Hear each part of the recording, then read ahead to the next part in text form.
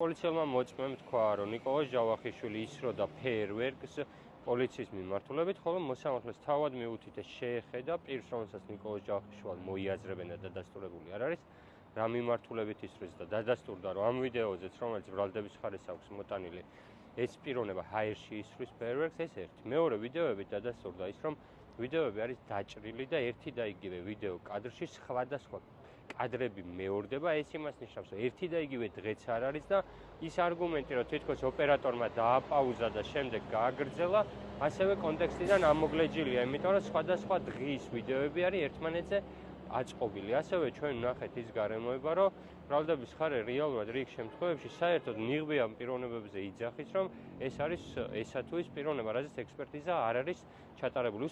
უშუალოდ ჩემი დაცვის ქვეშ ყოფზე რომ მოგახსენოთ, არის ის, რომ ჩემი დაცვის ქვეშ ყოფების ვიდეო მასალებს, რომელსაც მოიაზრებს, ვერც ერთ ვიდეო მასალაში ჩვენ ვერ ვნახეთ.